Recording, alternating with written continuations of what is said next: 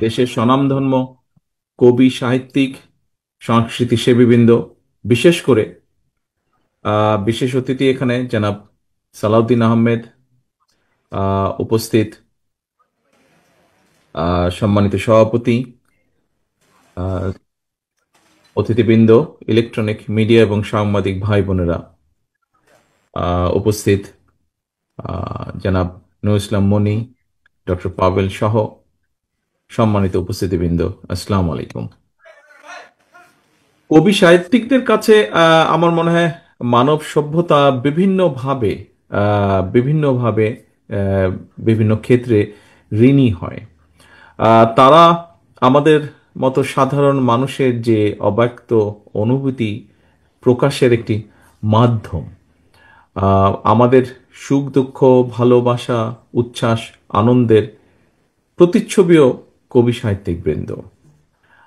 আমরা আমাদের বেদনা, কষ্ট, যন্ত্রণার মুহূর্তের যে শব্দের যে পংক্তিমালা, এগুলোর যেমন সহানুভূতির বিষয়গুলো বন্ধু হয়ে আসে, ঠিক তেমনি আবার বিজয়ের আনন্দ উৎসবের বার্তাবাহক হিসেবে কিন্তু আবির্ভূত হন আহ, কবি সাহিত্যিক বৃন্দ।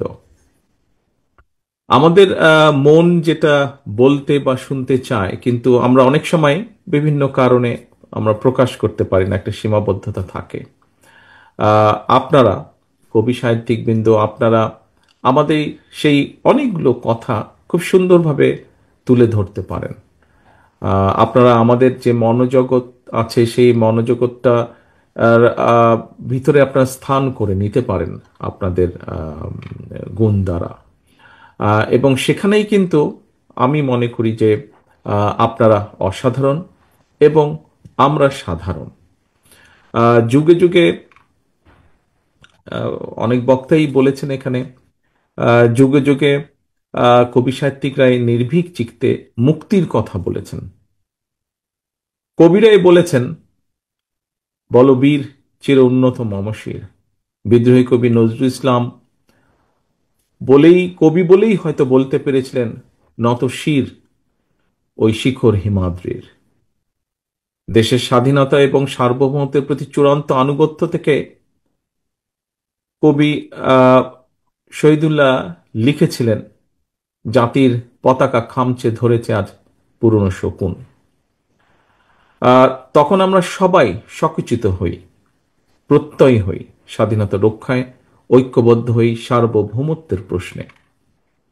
আমাদের মহান স্বাধীনতা যুদ্ধের দিনগুলোতে কবিতা আর দেশাত্মবোধক সঙ্গীত ছিল মুক্তি যোদ্ধাদের প্রেরণার উৎস। ক্ষুধা, যুদ্ধের ময়দানে ক্ষুধা, যন্ত্রণার ক্লান্তিকে সেদিন তারা পরাজিত করেছিলেন কবিতার প্রেরণা। এবং সেটি ছিল দেশপ্রেমের একটা অনন্য উদাহরণ। তা না হলে কিভাবে একজন মুক্তিযোদ্ধা একটি গান লিখেছিলেন, এই গানটি একজন বক্তা উল্লেখ করেছেন যে, একটি ফুলকে বাঁচাবো বলে যুদ্ধ করি। সম্মানিত উপস্থিতিবৃন্দ, স্বাধীনতার পর থেকে দেশের সকল ক্রান্তি লগ্নে কবি সাহিত্যিকরাই আমাদের সচেতন করেছেন। রাজনৈতিক নেতৃত্বকে বিভিন্ন সময় বিভিন্ন ক্ষেত্রে রাজনৈতিক নেতৃত্বকে উদ্দীপ্ত করেছেন, উদ্বুদ্ধ করেছেন প্রতিবাদী হতে। যেটার প্রকাশ আমরা দেখেছি স্বাধীনতা যুদ্ধের পরে বিভিন্ন সময়। এটার প্রকাশ আমরা দেখেছি 90-এর দশক জুড়ে।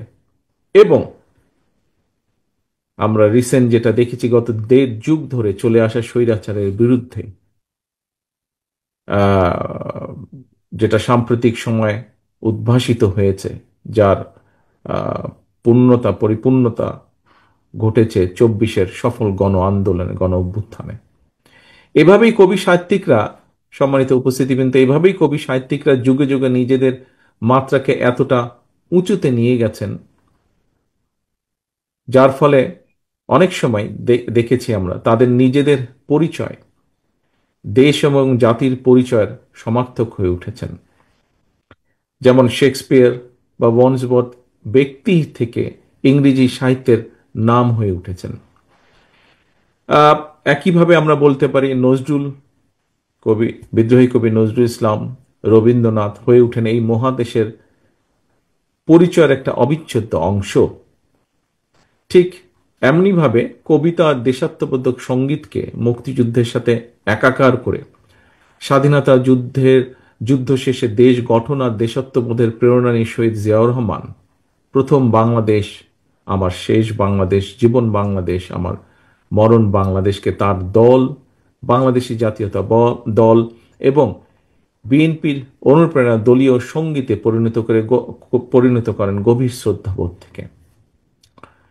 শহীদ জিয়া সেই আদর্শ আজও সমুন্নত জাতীয়তাবাদের আদর্শের প্রতিটি নেতা কর্মীর মাঝে। সম্মানিত উপস্থিতিবৃন্দ, একজন প্রকৃত বাংলাদেশী জাতীয়তাবাদে বিশ্বাসী মানুষের জীবনের শেষ দিনেও প্রথম ও শেষ বাংলাদেশী হওয়া উচিত তার বিশ্বাস এবং আদর্শের একমাত্র পরিচয়।